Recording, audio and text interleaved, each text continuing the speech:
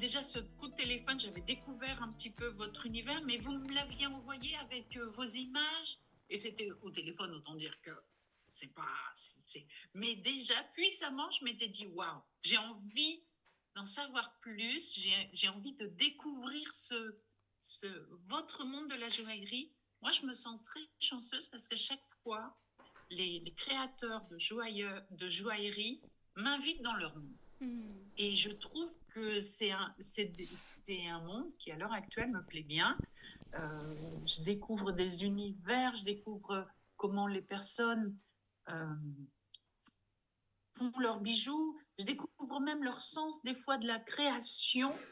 Et ça, je trouve que c'est une grande richesse parce que justement, en joaillerie, c'est pas toujours facile d'identifier que, que vous que l'on puisse identifier un monde, que l'on puisse identifier une personne ou un style.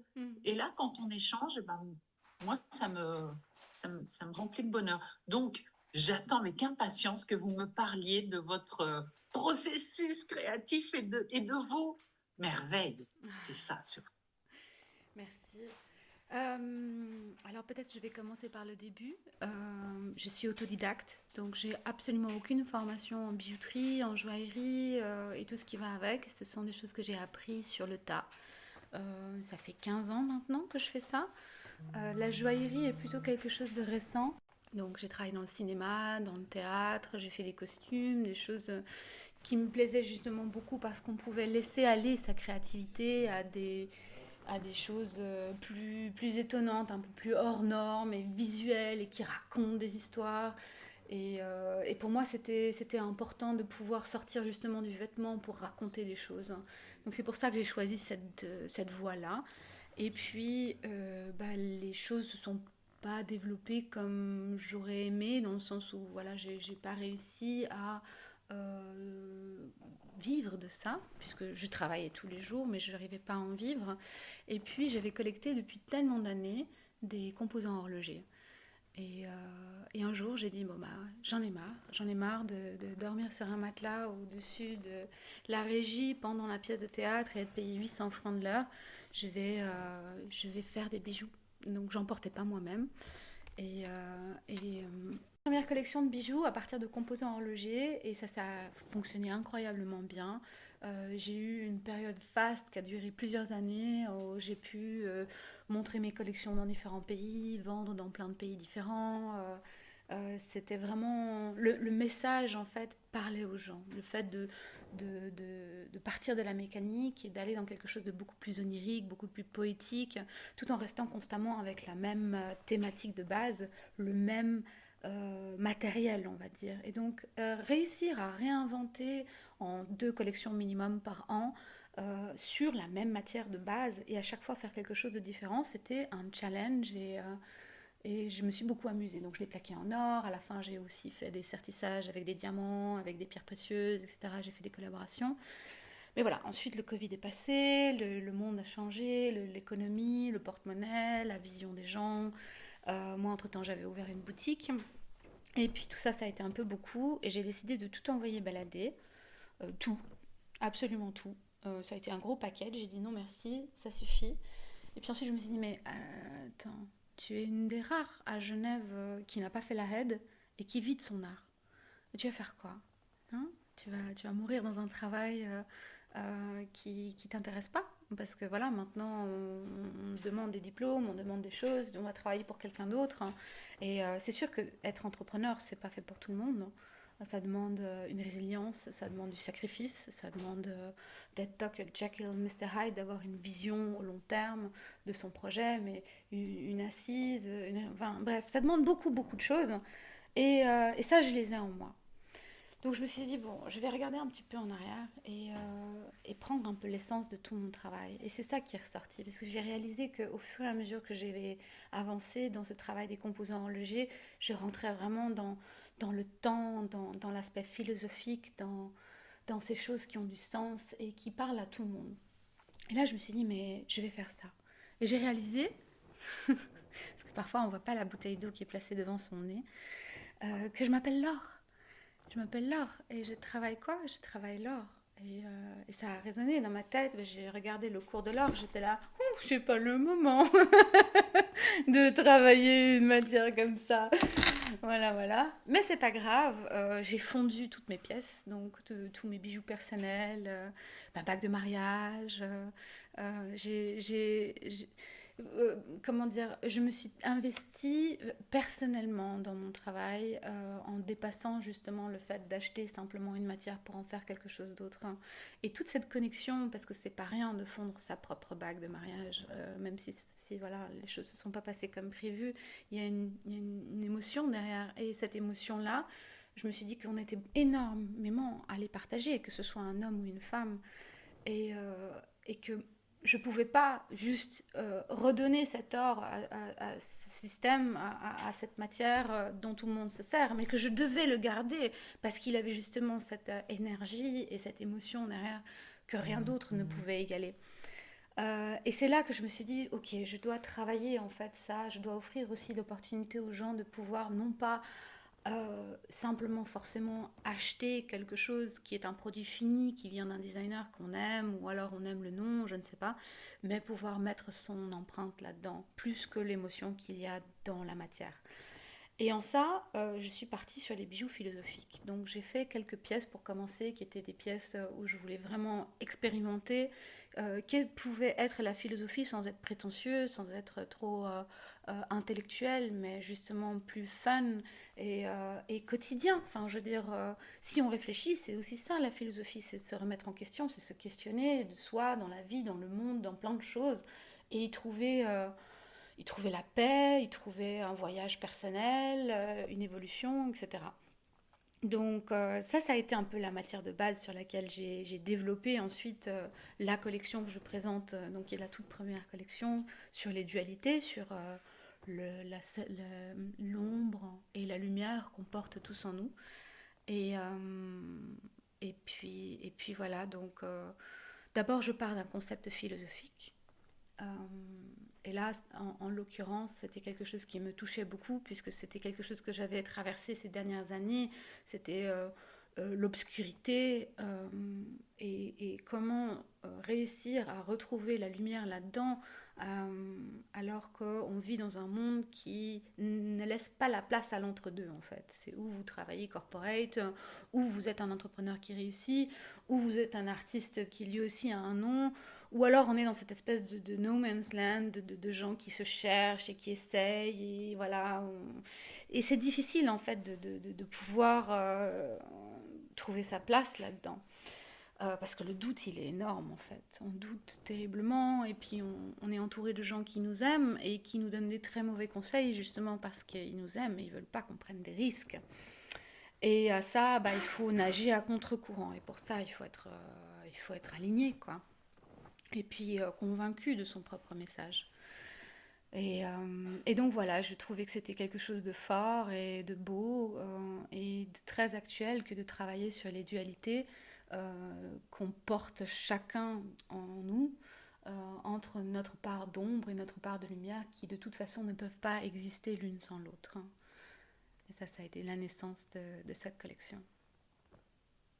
C'est extraordinaire de vous entendre. Je vous promets, je sais que l'on parle bijoux, mais je sais que l'on va aller vers ces bijoux-là, mais c'est une leçon de vie incroyable que vous donnez, et une leçon de vie et une leçon de philosophique, mais de vie d'abord, parce que vous êtes très direct et très franche dans le sens où vous dites, waouh, j'ai vécu un super truc, je suis pas sûre que dans la continuité des choses, tu été super.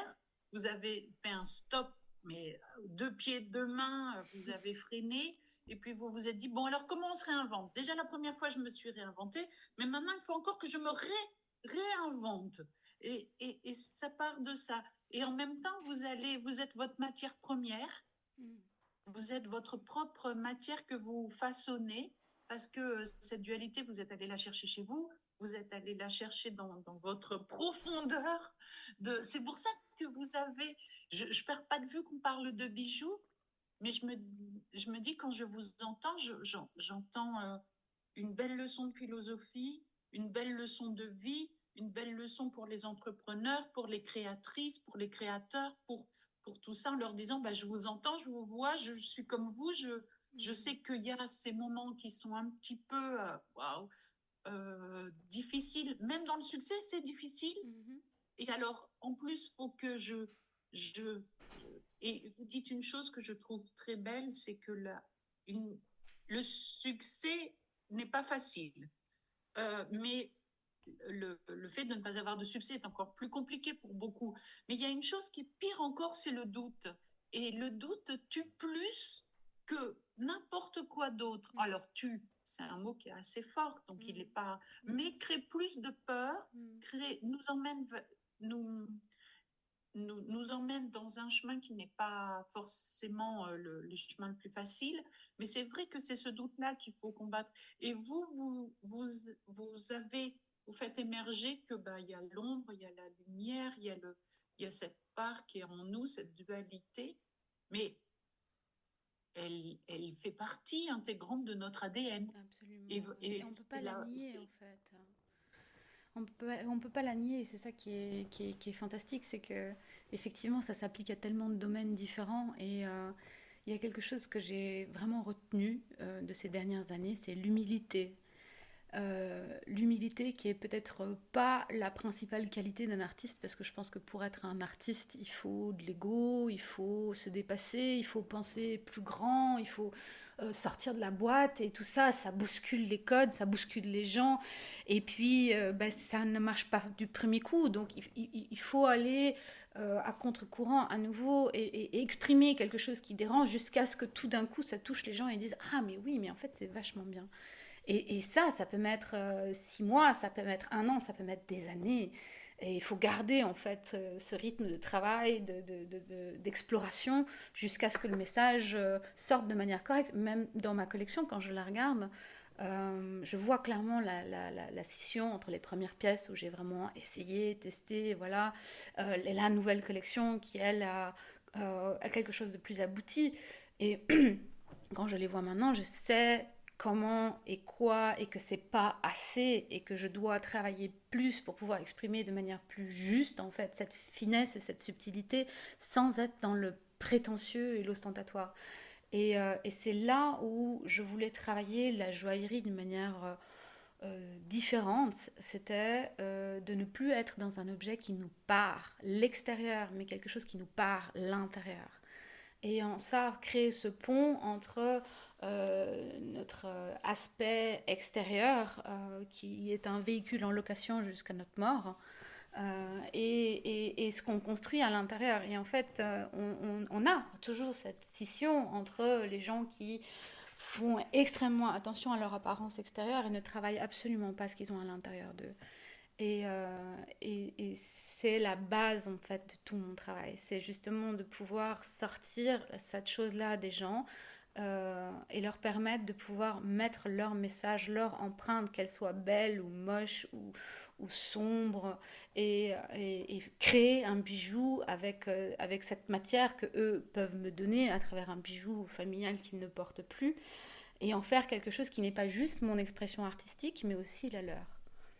Et là, en fait, on fait une espèce de boucle qui a du sens entre l'intérieur, donc qui n'est pas le mien, qui est le leur, mon expression artistique, bien sûr, puisqu'ils passent par moi, qui suis le médium de leur message à eux, et de créer quelque chose qu'ils vont porter et qui aura une symbolique et un attachement émotionnel bien plus important qu'un statut social d'un bracelet Cartier ou je ne sais pas quoi, vous voyez. Oui, oui, Voilà. il y en a plein des comme ça. Mais pour ça, il faut trouver aussi son crew, ces gens, quoi. Les gens qui ont non seulement le pouvoir d'achat, parce que bah voilà, je fais pas des pièces qui valent rien, enfin rien, elles valent leur Non, pesant de bah non, cacahuètes, c'est l'or, bien sûr, c'est les valeurs des pierres, c'est les valeurs du métal, de bah, la façon, ce qu'on appelle la façon, c'est du temps, bien c'est tout sûr. ça, Mais ça représente. et pas que, parce que voilà, quand on achète le poids de l'or et quand on achète une pièce de designer, on achète quelque chose en plus, et pour ça, on doit être d'accord en fait de payer cette chose en plus parce qu'on veut ça et ça nous parle. Et c'est ça qui est un peu délicat. Et je sais que mon message, là où il est, évidemment, on n'est pas porté partout. Il y a des choses qui nous touchent, il y a des choses qui ne nous touchent pas. Je ne suis pas faite pour tout le monde et ça me convient parfaitement. C'est ainsi la vie, elle est belle. Mais pouvoir, comment dire, élever l'objet ornemental à quelque chose de personnel en fait, et de profondément, viscéralement personnel. Et c'est là que j'essaye d'aller. C'est aussi pour ça que je fais ces bijoux qui sont sur mesure, pour justement pas imposer ma vision créative et artistique aux gens en leur disant voilà, ça c'est ma vision de l'art et ça c'est ma vision de la philosophie. Non, c'est quoi? Qu'est-ce que vous avez à l'intérieur de vous? Et la toute première pièce que j'ai fait comme ça, c'est le collier Je t'aime.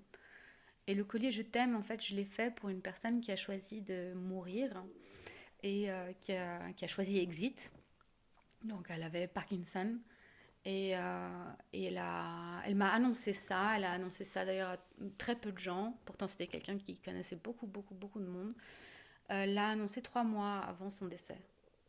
Donc, ça faisait 12 ans qu'elle le savait. Elle a tout gardé pour elle. Et 3 mois avant son décès, elle me l'a annoncé. Et ça a été un gros choc. Et, et je me suis dit, bon, je dois faire quelque chose en fait. Je dois faire quelque chose, je dois créer quelque chose qui la représente. Et c'est vrai que mon médium, c'est le bijou. Donc voilà, donc je vais faire un bijou. Alors je lui ai fait un questionnaire et ça a été effectivement ma première, entre guillemets, cliente dans ces bijoux philosophiques personnels. Parce que voilà, je lui ai dit, ok, maintenant je vais te poser des questions authentiques, sincères. De toute façon, on n'a plus le choix. Qu'est-ce que je risque? Rien du tout. Les questions engagent toujours les personnes à qui on les pose. Hein. On dit oui, non, merde. Et on donne les réponses que l'on veut. Exact. Donc j'ai posé toutes les questions que je voulais et puis elle m'a répondu à tout ça. J'ai beaucoup réfléchi et je me suis dit mais quel est l'impact en fait de cette personne-là dans ma vie et qu'est-ce que je retiens en fait de tout ce message-là? Et ça a été l'amour. Et là je me suis dit ok, comment est-ce que je peux parler d'un concept comme l'amour dans un bijou? Alors j'ai décortiqué un peu la chose. Qu'est-ce que ça veut dire? Dans quoi est-ce qu'on peut le voir autour de nous? Comment est-ce qu'on peut le voir à l'intérieur de nous? Et là j'ai réfléchi à la vie, puisqu'elle décidait d'y mettre un terme. Et la vie, puisque je travaille aussi beaucoup l'alchimie, la philosophie, tout ça, ça me parle énormément. Il y a des choses qui résonnent et qui sont belles et qu'on a tendance à oublier, qui sont des enseignements ancestraux, et puis on est amnésique. Et là, je me suis dit, bah voilà, l'alchimie, ainsi que beaucoup de philosophies, qu'elles soient bouddhistes, orientales, disent qu'on a 7 étapes en fait dans la vie. 7 étapes. Et 7, qui est le chiffre sacré, le chiffre de Dieu, a résonné en moi et j'ai dit, ok, écris-moi je t'aime. Je t'aime à 7 lettres. Donc, j'ai gardé sa calligraphie. Et je me suis dit, ok, maintenant j'aimerais mettre cette calligraphie-là dans quelque chose. Mais c'est quoi ce quelque chose? Ça peut pas être des pierres, puisque les 7 étapes alchimiques de la vie, c'est aussi les 7 chakras, c'est les 7 couleurs de l'arc-en-ciel, c'est les 7 notes de musique. Vous voyez? Donc il y a aussi des couleurs, tout d'un coup, qui sont apparues dans ce projet qui était fantastique, qui n'était pas là avant. Et qu'est-ce qui laisse passer la lumière? Le vert. Le vert, puisque je ne pouvais pas garder justement le côté vivant et organique de son empreinte à elle dans une machine au laser qui aurait gravé ça dans un caillou. Donc j'ai travaillé le verre, chose que je ne savais pas faire. Donc branle-bas de combat en 2 mois, apprendre à faire du verre. Donc, c'est un challenge de plus, quoi. En plus. J'aime bien les challenges. J'aime beaucoup pousser. Et je pense que c'est aussi cette chance d'être autodidacte. C'est que j'ai pas l'empreinte d'un enseignement qui est une forme de, entre guillemets, carcan. Dans lequel on va respecter en fait les process de travail. Et puis, j'ai pas ça. Donc, j'essaye de contourner les problèmes pour trouver des solutions. Ensuite, je me forme, évidemment. J'adore apprendre, et puis sans ça, on n'avance pas. Donc, voilà. Mais le verre, c'était un nouveau challenge. Donc, j'ai pris la bouteille de vin, je l'ai approchée du chalumeau, et jusqu'à ce que ça fonde. Là, ça a fondu. Je me suis dit, OK, I can do it. Hein, ça va aller. J'ai ouvert mon ordinateur, j'ai tapé faire du verre, qui dans le coin fait du verre, puisque ben, le verre doit redescendre en température extrêmement lentement. Et c'est ça qui fait qu'il tient dans la durée, parce que Qui tient, voilà, exactement. sinon il peut casser dans une semaine comme dans 4 ans. Et puis, bah, c'est pas fiable, quoi. Sauf que, voilà, un four, c'est un kiln, ça monte jusqu'à 1300 degrés, ça coûte une blinde. Oui. Tout ça en l'espace de 1 mois et demi, quelque chose que j'avais jamais fait, c'était quand même pas terrible. Et ce projet m'a poussé à rencontrer en fait d'autres personnes qui m'ont aidé, dont une souffleuse de verre qui m'a carrément offert un four, juste parce que elle a aimé le projet, qu'elle en avait plus besoin et que je lui ai plu en fait. Donc je suis Il y a des repartie. rencontres comme ça qui se percutent. Oui, oui, oui. Et j'ai vécu ça avec mon ancienne marque énormément, puisque j'allais chiner des composants horlogers, et moi qui ne suis pas horlogère, je disais, bah voilà, je cherche un rouage, mais alors, il doit être joli. Et il me disait, non, mais il me faut une référence, il me faut une taille, il faut plein de choses. C'est qui ce petit énergumène là qui veut des trucs créés? On doit avoir de l'espace mental pour ça. Et, euh, et quand on n'en a pas, eh bien, et qu'on réduit en fait cette zone de sécurité. Je parle même pas de confort, je parle de sécurité mentale, de cœur, dans toutes ces attaques de la vie entre guillemets. Euh, bah c'est pas évident quoi. Ouais. Et comment vous avez... Alors, je sens bien que quand ce projet naît, ben, enfin, vous auriez pu l'arrêter à tout moment parce qu'il y a quand même... ça va par... c'est crescendo. Enfin, je veux dire, on- vous-même, vous y mettez du doute, vous-même, vous avez la réalité, vous-même, vous dites que vous devez apprendre de nouvelles choses en un laps de temps qui est quand même réduit et ça ne se fait pas comme ça. Oui, Enfin, je on veux m'a dire, dit mais laisse dans tomber, mais t'es folle, dans la mais vie, pourquoi voilà, tu fais dans la ça? vie, il y a toute une étape de choses, on a le temps, etc. Vous n'avez pas ce temps-là, vous devez, et ça donne quoi à ce moment-là, votre, votre processus créatif, il est, oh ben mince alors, votre processus créatif, il est assez important, et comment ça émerge? Je suis curieuse de savoir ça. Bah, à nouveau, je pense que on en revient toujours à l'essence de la chose, c'est-à-dire que c'est pas du marketing en fait. À partir du moment où les choses sont viscérales et elles sont sincères et authentiques, euh, on, on a un navire en fait, on a une direction et il faut rester, faut garder la foi en fait en son message parce qu'il touche les gens et parce qu'il me touche moi aussi et que je peux rien faire d'autre non plus. Dans le sens, pas que je suis incapable physiquement avec mes deux mains de faire autre chose, c'est juste je peux pas faire autre chose que quelque chose qui a du sens. Et malgré toutes ces énergies, on va dire, qui m'ont poussé à faire des choses peut-être moins chères, plus faciles, plus ci, plus ça, etc., etc., eh bien, Vous gardez votre boussole. ouais, c'est ça. C'est ça, il faut garder la boussole et puis dire mais non, en fait, j'entends et je comprends aussi. Bien sûr que je comprends, je suis pas hermétique au fait de vendre ou au fait de pouvoir toucher un public plus large, etc. etc. Mais ça veut dire qu'en fait, je mens dans mon processus créatif, hein. Et même si personne ne le sait, pour moi, c'est important. Et donc, tout est lié, que ce soit le packaging, que ce soit la communication, que ce soit le processus créatif, les matériaux que j'utilise. Je dynamise mes pierres, je les mets en pleine lune dehors pour qu'elles absorbent une autre énergie, puis aussi pour qu'elles libèrent leurs anciennes énergies. Je fais attention à leur sourcing. Toutes ces choses, pour moi, elles sont importantes. Ça se voit peut-être pas forcément dans le produit final, dans le sens où, voilà, il faut pouvoir aussi marketer toutes ces choses. Ça me gonfle, c'est vrai. Je- mais, mais ça a du C'est pas, sens, c'est lié. moi, je suis pas, enfin, ma vision du marketing, elle est faite pour ces grandes maisons. C'est l'avantage, vous savez, des fois des inconvénients. Ça vous Ils dérange le si je font. fume? Et c'est, Pardon. comment? Est-ce que ça vous dérange si je me fume une cigarette? Pas du tout. Parce que L'avantage du marketing, voilà, ils le font très bien. Mais je pense aussi que de plus en plus, ça sonne creux. ça sonne creux. Et Ça sonne creux. ça Et sonne creux, c'est toujours voilà. la Ou même en tout chose cas, depuis trop longtemps. sur d'autres personnes, on l'entend creux. Et donc c'est très bien, moi ça me va très très bien, je trouve ça même super ça ça vient. marche, hein, quoi, quand même. Oui, c'est ça.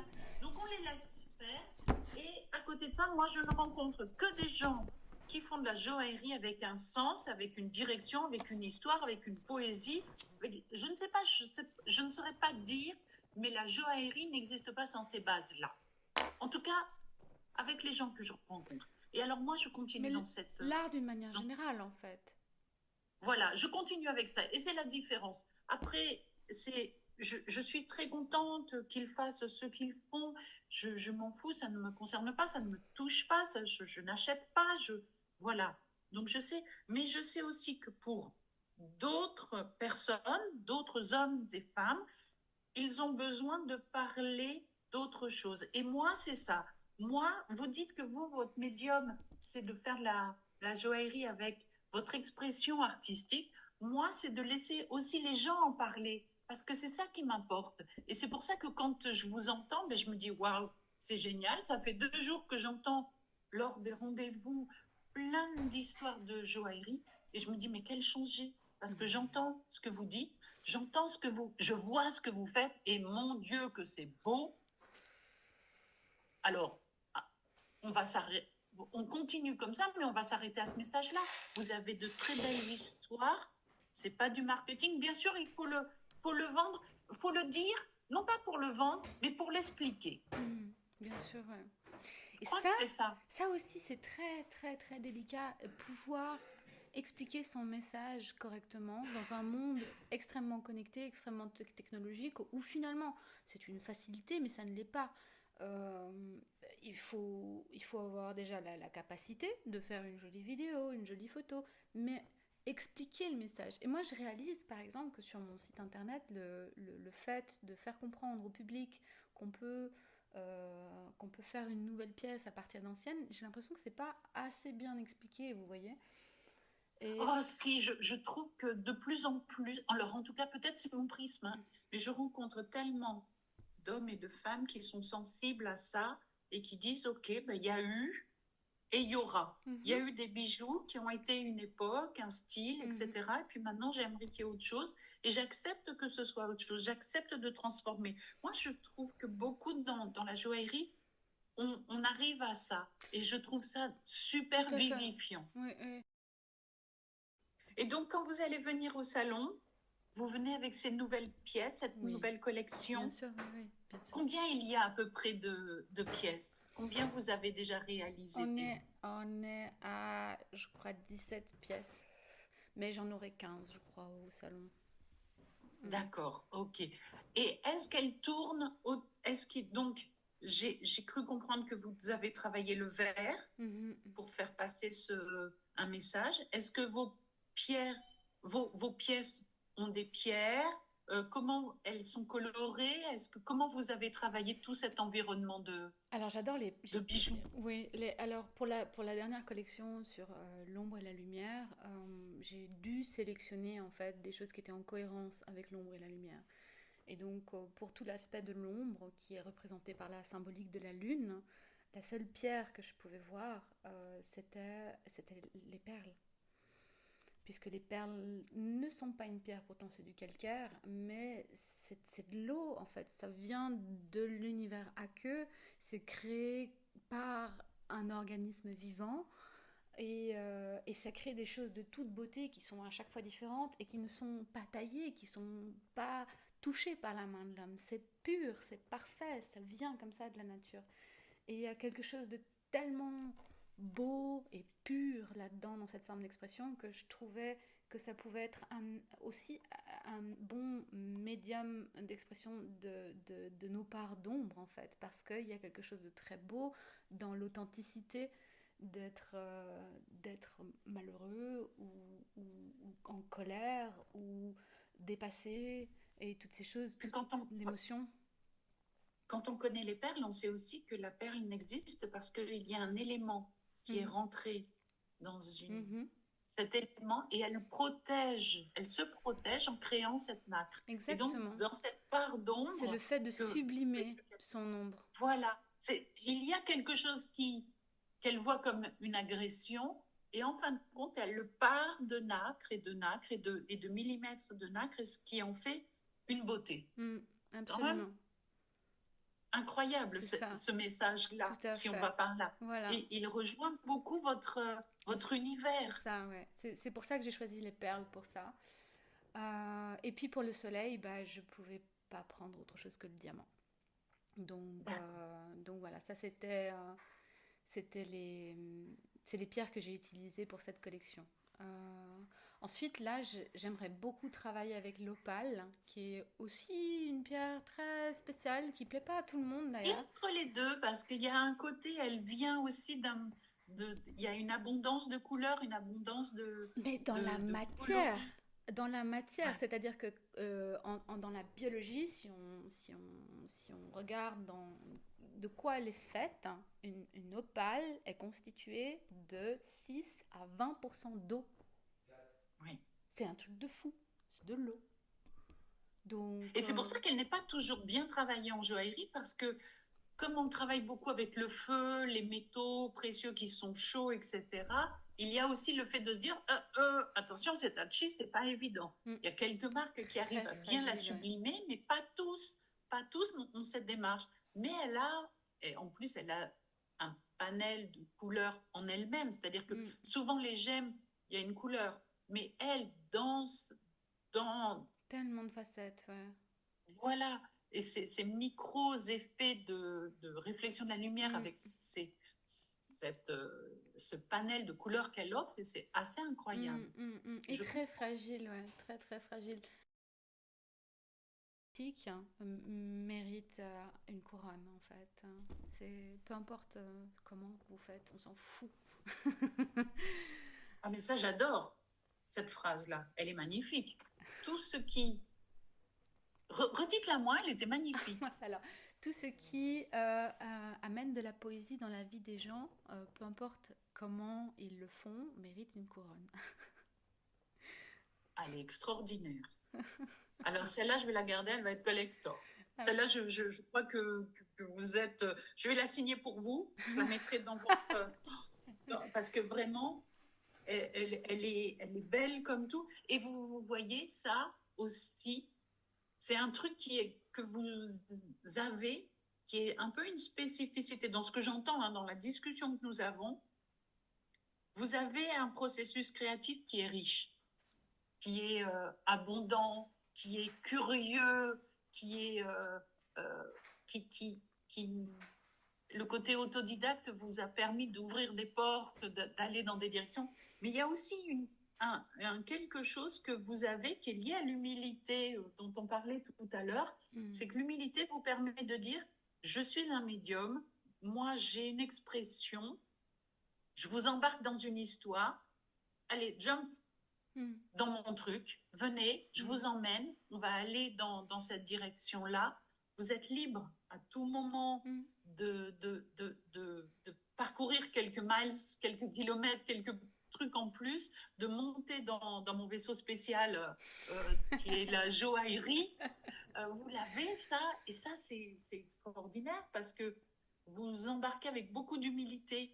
Vous n'avez pas vous Mais, n'avez pas de syndrome de quoi que ce soit. mais Vous êtes dans l'humilité Mais c'est du. ça, c'est que quand on est autodidacte, alors je peux pas parler pour tout le monde, mais moi en tant qu'autodidacte, j'ai toujours eu ce syndrome de l'imposteur où quand je voyais des gens qui savaient sortir, je me disais mais je suis incapable de faire ça.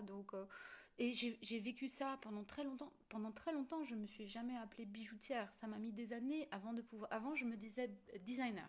Parce que pour moi, c'était des assemblages, même si je plaquais moi-même, qu'il y avait un certain nombre de choses que je faisais moi-même, je me disais pas bijoutière parce que quand je voyais les bijoutiers, je me disais je sais pas faire ça, donc je suis pas bijoutière. Et maintenant que j'ai bah voilà plus d'expérience, que j'ai tout ce pan de vie derrière moi, je réalise à quel point c'est un peu idiot et que aussi c'est poussé par les traditionalistes, on va dire, les puristes qui disent oui mais bah, c'est comme ça et c'est pas autrement et si vous rentrez pas dans cette petite boîte. Et en fait c'est pas ça l'art. C'est pas ça l'art. L'art, c'est pas une boîte justement. C'est partout, c'est tout, c'est en nous, c'est en toi. Et le seul truc, c'est avoir la capacité d'exprimer ce message. Et puis bah, ensuite, on lui donne un tampon sur la tête. Voilà, c'est de la sculpture, c'est de la joaillerie, c'est de la bijouterie, c'est de la musique, comme vous voulez. Mais voilà, c'est un médium. Et c'est ça qui est absolument fascinant. Et je pense qu'on a tous ce complexe d'imposteur, même ceux qui, par exemple, savent sertir, on va dire. Ils vont se dire, oui, mais moi, j'ai pas la démarche intellectuelle. J'ai fait ça parce que je trouvais ça joli. Et voilà, c'est tout. Et puis en fait, ben, elle a réfléchi aux choses autrement et ça me fait réfléchir moi-même sur mon processus créatif, hein. Mais non, on doit se nourrir les uns les autres, hein. Et c'est ça qui est Oui, mais fantastique. c'est pour ça qu'en joaillerie, il y a tant de métiers qui sont parallèles. Parce que Mm. en joaillerie, il y a aussi l'humilité de dire, moi, je sais créer, je sais faire, je sais polir, je sais sertir. Voilà. Il y en a qui ont cette capacité, grâce à leurs petites mains, de faire la totalité de cette chose-là. Peu sont élus aussi, il faut le dire. Absolument. Mais c'est aussi un métier qui, je trouve, est très... euh, qui implique les autres. Mm. Pas, Mm. pas tant que ça. C'est Parce très que des important fois, ce la que vous démarche... dites. Et j'aimerais rebondir là-dessus parce que c'est très, très, très important. Il y a une artiste que j'admire beaucoup. Je vais pas la citer parce que je voudrais pas, comment dire, c'est pas le but en fait. Mais j'aime énormément ce qu'elle fait. Et, euh, et j'ai creusé un petit peu son travail. Et puis j'ai réalisé qu'en fait, bah, elle dessine. Donc elle ne crée rien. Et d'ailleurs, elle ne sait pas faire les choses de ses mains, elle. Elle vit au Portugal, voilà, qui est un pays connu pour son artisanat, pour sa qualité de travail et aussi pour le fait que c'est pas cher. Enfin, c'est quand même beaucoup moins cher que la Suisse, par exemple. Mais elle fait faire ses pièces en Thaïlande. Et là, moi, ça me tue. Moi, c'est plus que ça me tue, ça m'énerve, en fait. Ça me met en colère. Ça me met en colère parce que c'est toujours, on en revient toujours au même problème qui est l'argent. L'argent, comment je vais pouvoir faire une marge plus importante sur une matière qui a pris une roquette pour Mars, qui augmente chaque jour. Comment est-ce que moi je peux m'en sortir, payer mes équipes, etc., etc., et ensuite être vendu dans d'autres pays. Et pas uniquement à une strate de privilégiés, mais aussi à des gens qui ont le pouvoir d'achat pour pouvoir s'offrir une pièce un peu plus conséquente. Bah voilà, et je me bats, entre guillemets, si, je me bats pour faire ma place dans un monde où cette valeur-là n'est pas un pilier central. Donc on va chercher à renier les marges là où on peut, que ce soit les pierres, que ce soit le sertissage, le polissage, la façon, tout ce bordel-là, pardon, excusez-moi, et on le fait faire ailleurs parce que ça coûte moins cher. Parce qu'on va payer un artisan qualifié quelques euros de l'heure en Thaïlande. Et ça me met en colère. Donc là, j'ai rencontré un lapidaire absolument incroyable en Suisse. J'en connais quelques-uns ici à Genève, mais voilà, c'est une autre histoire. Lui m'a beaucoup plus touchée parce qu'il était, comment dire, lapidaire ici à Genève. Il travaille pour Graff et ce genre de choses. Donc au bout d'un moment, Oui, ça... c'est quand même... Oui, oui, oui. Et puis on n'est pas très nombreux sur la place, donc voilà, tout le monde se connaît. Mais voilà, il y a toujours cette histoire d'ego aussi, et puis voilà, je sais pas, comment dire, on passe à côté du message à nouveau. C'est toujours une histoire d'argent. Et j'ai envie de travailler avec des gens qui, comme d'autres personnes qui m'ont donné une opportunité, je travaille avec un certisseur qui lui travaille avec des très grandes maisons et qui prend du temps pour moi parce qu'il m'aime bien. Parce que, il a un atelier avec énormément de gens, mais à chaque fois que je viens, on passe une demi-heure, trois quarts d'heure dans son bureau et on discute. Et on discute de plein de choses. Et on discute aussi de mon projet. Et il prend du temps pour ça. Il n'envoie pas son assistant. Il n'envoie pas quelqu'un d'autre. Il me dit pas, ok, dis-moi, donne-moi ton dessin technique et tes machins, et puis je m'en occuperai quand j'aurai le temps. Non. Et il me l'a dit une fois. Et ça a de la valeur, Ça a une valeur incroyable. Ça a une ça a valeur une valeur humaine, ça a une énorme. valeur financière, et puis ça vous permet à vous aussi d'en parler, parce que c'est vrai que sinon, ben, vous avez raison. Vous avez des maisons qui font du certi en ligne, et puis c'est hyper... enfin voilà, c'est carré, ça a beaucoup de choses comme ça, et ça a un coût. Euh, Mais là, vous rentrez, vous, dans une gamme. Ce n'est pas facile parce que vous rentrez dans une gamme où il y a des happy few. Il n'y en a pas des tonnes. Il faut les trouver. Il faut savoir où les chercher. Il faut savoir. Et puis, il faut qu'ils puissent tomber en amour avec votre histoire, tomber en amour avec votre joaillerie et tomber en amour avec tout ça, avec tout votre environnement. Donc, c'est vrai que la barre, elle est mise assez haute. Mais d'un autre côté, vous nourrissez aussi plein de plein d'hommes et de femmes qui ont envie de ça, qui ont besoin de ça et ces salons-là, c'est bien parce que ça vous permet de diffuser euh, votre vision du monde, votre vision de la joaillerie. Moi, je trouve ça extraordinaire qu'il y ait ce genre de démarche-là. Pour vous rencontrer, pour que vous rencontriez vos clients, pour que des salons se nourrissent avec une qualité autre. Tout à fait, ouais. Tout à fait. Mais C'est pour ça que voilà, on va dans ce sens-là. C'est important. Mais c'est difficile. C'est vrai que bah, on sait Bah, aussi qu'on surtout doit... avec le prix de l'or en ce moment, Une où c'est comme vous catastrophe. avez dit, L'inflation, tout là, ça. on tombe sur la tête, là. On Oui. est tombé sur des trucs, c'est tellement dommage. Enfin, je veux dire, à un moment donné. Et puis les galeries prennent jusqu'à 60%. Donc, ok, d'accord, quand on fait des bijoux en laiton, quand on fait des choses, comment dire, de la bijouterie contemporaine en os ou en papier, je ne sais pas. Mais quand on travaille avec l'or et qu'on vous prend 60%, il faut calculer vos prix correctement. Et Ça, c'est tout encore une démarche. Et celle-là, alors là, elle est concrète, hein, parce que sinon, c'est. C'est une réalité qui fait mal, hein, qui fait très mal. Et puis, Bah, c'est ça. et puis ensuite, bah, il faut expliquer le prix parce que bah, les gens ils vont prendre le bijou, ils vont le mettre sur une petite balance, ils vont dire ça pèse 16 grammes, pourquoi je paye le quintuple du prix? Alors oui, bien sûr, il y a la Non, façon, mais etc. Il y a plein de choses qu'il faut expliquer en plus. Mais voilà, on est dans une tranche de vie, là, dans l'évolution de l'humanité, qui fait que les gens se posent beaucoup de questions par rapport à ça. Ils veulent le beurre, l'argent du beurre et la crémière avec. Et puis en même temps, ben, ils veulent quelque chose d'unique, mais pas trop cher. Et puis en même temps, ils sont d'accord d'investir dans de l'or massif parce qu'on est en temps de guerre, on va dire presque. Mais il faut pas que ça coûte trop cher non plus. Mais en même temps, il faut briller en soirée. Mais en même temps, il ouais, la quadrature du cercle. faut faire un choix là.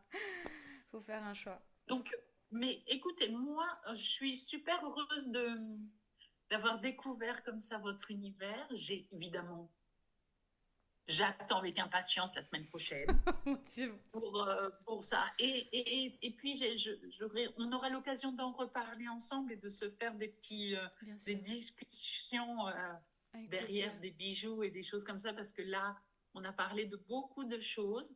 Je trouve ça extraordinaire. Dans cette vision globale. Je ne sais pas si j'ai été en joaillerie, en philosophie ou dans les sciences humaines. Il y avait beaucoup de ça. Excellent. Il y avait beaucoup de ça et moi, je suis touchée, mais de plein fouet. Là, je vais vous dire, ça va faire ma journée. Je vais essayer de m'en remettre. En tout cas, merci beaucoup. Merci à vous. Et on se voit la semaine prochaine.